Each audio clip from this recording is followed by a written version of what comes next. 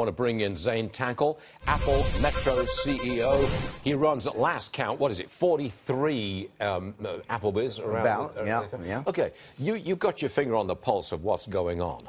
Is the economy expanding nicely? Are you seeing some pickup in the restaurant business, which has not been really good recently? It's not been. In fact, Peter coined the phrase restaurant recession. That's right. I'm never going to let you forget it, Peter. Sorry about that. Well, is it over?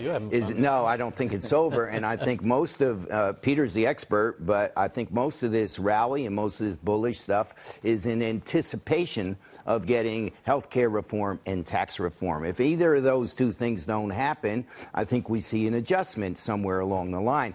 So you're always wishing for the good, and you go ahead and invest because you want to be ahead of the good, but it could be bad. You guys really need Obamacare to be gone with all those mandates, and you really need lower taxes. Tax reform. You really need that. 100%. As I've said to you before, when people get tax refund checks, we see our business just go right up like a rocket ship. And then it levels out after they've received and they spend and they go out. It's newfound discretionary income. If we could get tax reform, it'd be a permanent tax refund, if you will. And I think then you see this economy start to really churn, certainly in our space. But there is a direct response. The tax refunds come in as you're heading towards April. 100%. And you can feel it. You see it.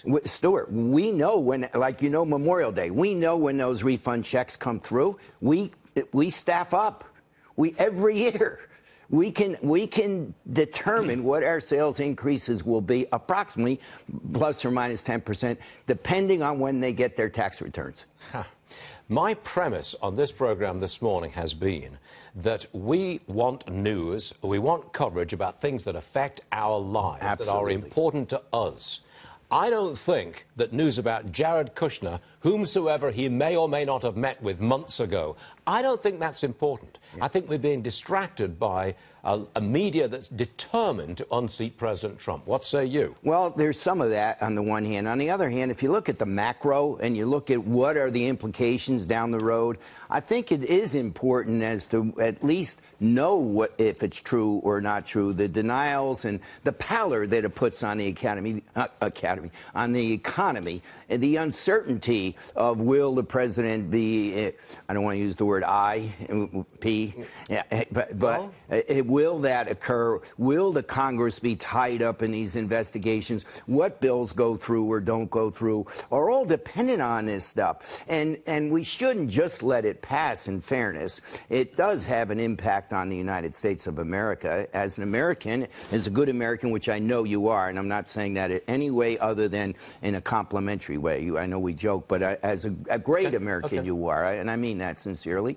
I'm a good American. I've gone from good to great. You're a great American. 10 seconds. I love you, Zane. But I'm a good American, and I think we need to know. I think there's some impact on the overall economy on what our Russian relations might be.